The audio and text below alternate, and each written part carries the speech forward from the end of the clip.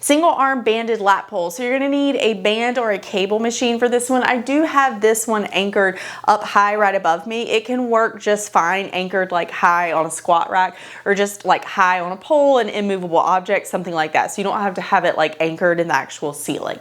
Now, what we're doing here is we are getting a single arm lat pull, but we're adding a little bit of something to it. You know me, I've always got something else going on with seemingly other normal stuff. Okay, so you've got the single arm lat pull, but as we get here, then we are going to use our obliques and deep core to go into a little bit of lateral flexion.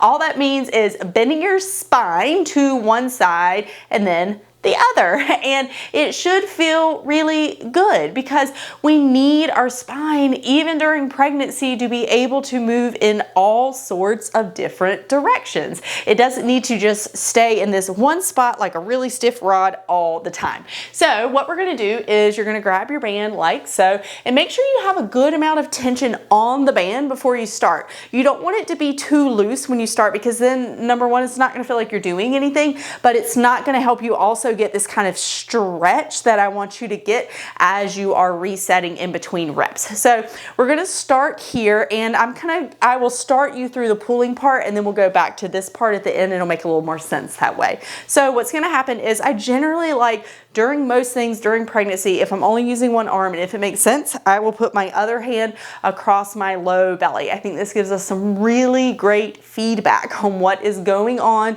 Are we hugging baby? Are we pushing out? Kind of how is our core responding to the work that we're doing?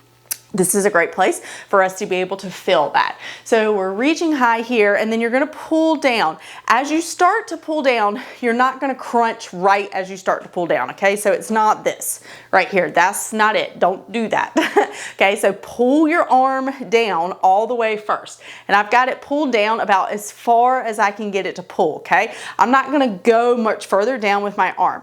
Once I've reached this end point from here, then I'm going to engage my obliques and pull a little more. So I'm not pulling down with my arm more here. I've got this at a point where it stops and it's locked off. So this is an isometric hold right here. My lat is turned on. Now I'm going to think about oblique, oblique, oblique and kind of pull, pull, pull, pull, pull, and then come back up. And this does not have to be like super aggressive or jerky. Please don't like we're trying to be really jerky, okay? This should be one smooth motion. You pull down, you get to your end point, exhale, kind of pull a little more with that oblique. And then as you're coming back up, I want you to let the band really kind of pull you up. As it pulls you up, you're gonna feel this really nice stretch along in here. And I want you to breathe into this. You're gonna breathe into this side of your body. So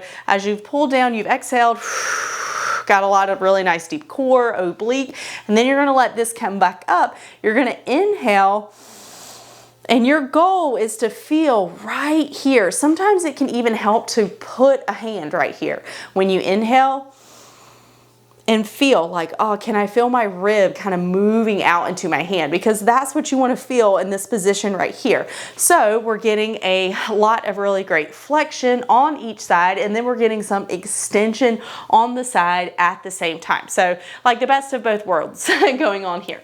One thing to keep in mind is that as you are pulling this down, you don't want to pull it with your elbow coming back, okay? We want to think about that elbow should stay basically in line with your body right here. And then when you do the side bending piece, you're not bending forward or bending back. You're literally bending to the side, and you want to keep your other hip stable. So what I'm not doing is this right here. So you see how this hip is going out. I'm not doing that. I'm coming here. This hip is going to stay in the same spot. And then I'm really kind of cinching down through here.